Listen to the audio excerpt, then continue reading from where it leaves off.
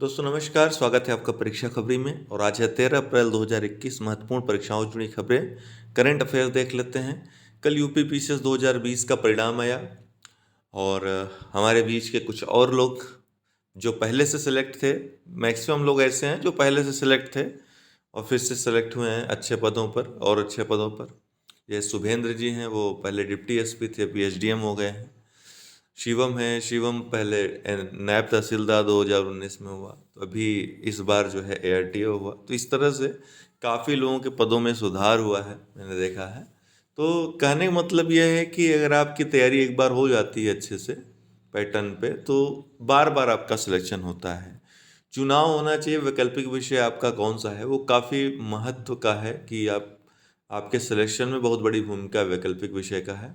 आज एक वीडियो बनाकर हम बुक लिस्ट आपको बता देंगे, मैटर्स आपको बता देंगे। अगर आप लोग स्वाध्याय करना चाहते हैं तो भी आपकी तैयारी अच्छे से हो सके, इसलिए तो एक वीडियो बनाकर आप लोगों को आज चर्चा करेंगे यूपी पीसीएस प्रीलिम्स और मेंस सभी चीज़ों की।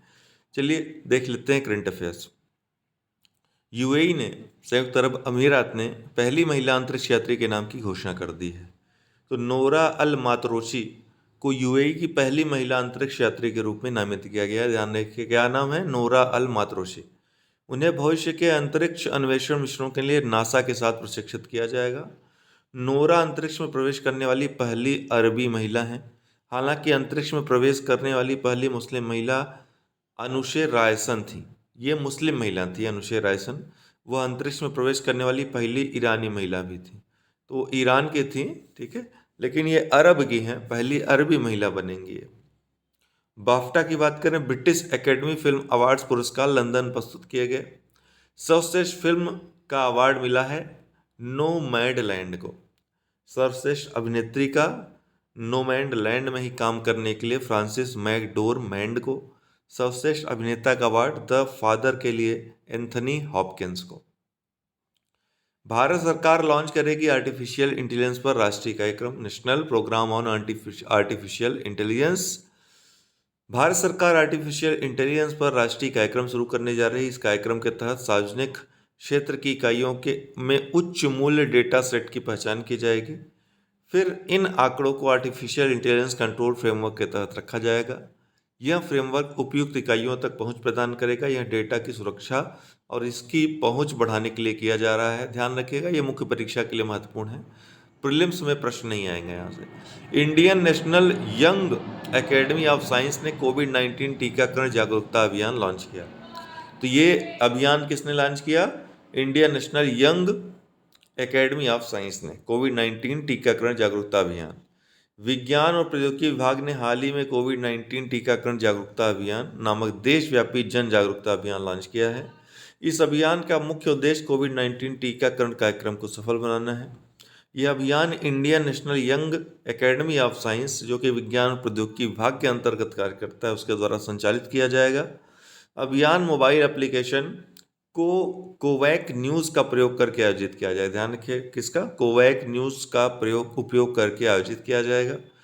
कोविड-19 की जानकारी लोगों तक पहुंचे, यह सुनिश्चित करने के लिए एप्लीकेशन इनयास द्वारा बनाया गया, एक संस्था है उसके द्वारा बनाया गया है। क्या नाम है इसका? कोवैक न्यूज़।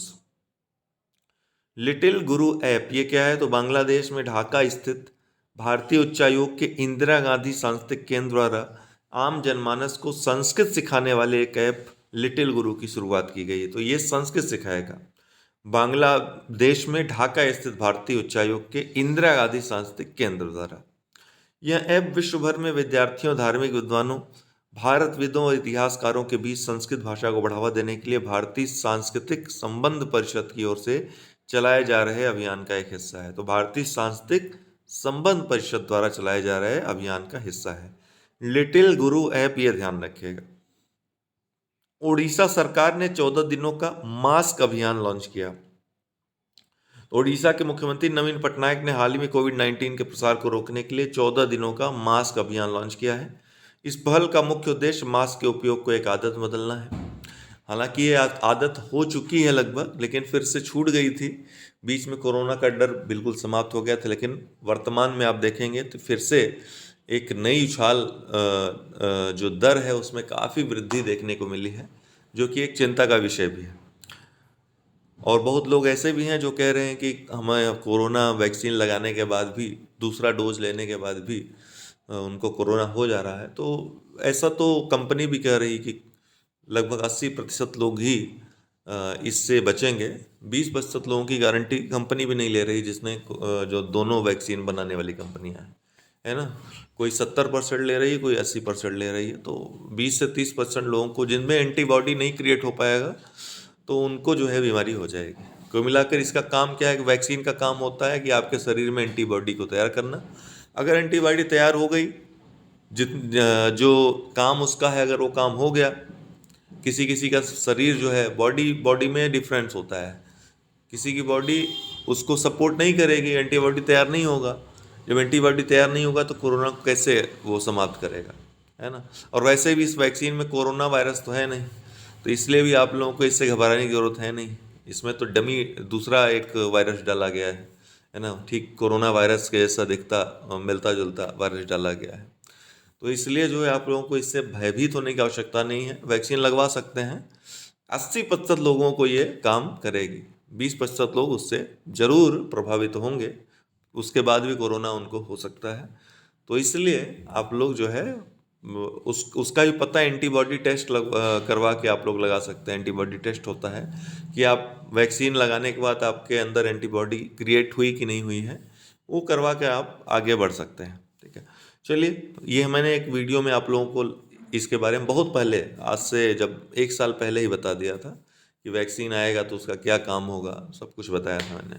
उड़ीसा सरकार ने 14 दिनों का मास्क अभियान लॉन्च किया। ध्यान रखिएगा, आप लोग मास्क पहनिए, सुरक्षित रहिए भाई लोग।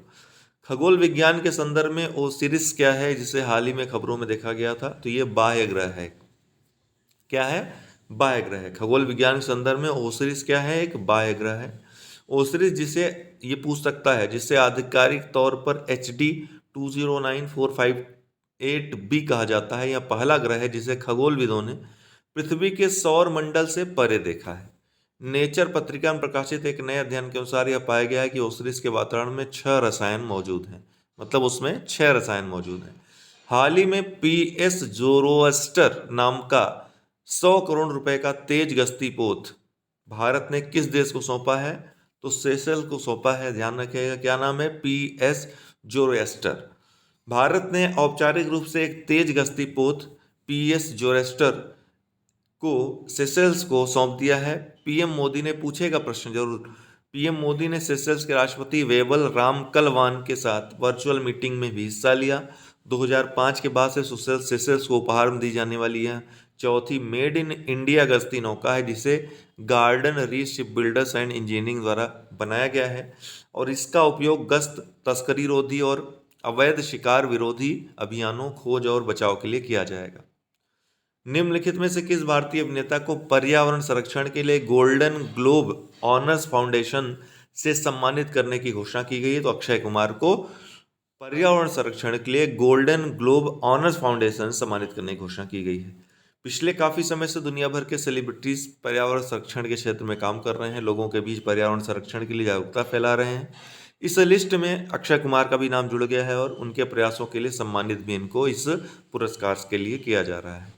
जकार्ता एशियाई खेलों में 100 और 200 मीटर में रजत पदक जीतने वाली भारत की महिला धावक दूती चंद को, जो जकार्ता में एशियाई खेल हुए थे, किस राज्य सरकार द्वारा राज्य के वीरानी पुरस्कार सम्मानित किया जाएगा? तो छत्तीसगढ़ सरकार द्वारा। ध्यान रखिएगा, भारत की महिला धावक और जकार्ता एशियाई खेलों में 100 तथा 200 मीटर में रजत पदक जीतने वाली दूती चंद को छत्तीसगढ़ वीरानी पुरस्कार से या वीरनी पुरस्कार से सम्मानित किया जाएगा। छत्तीसगढ़ सरकार की ओर से जारी विज्ञप्ति के अनुसार दूती चंद को खेल में उनके योगदान के लिए इस अवार्ड के लिए चुना गया। क्या? वीरानी पुरस्कार। धन्यवाद, बहुत बहुत धन्यवाद।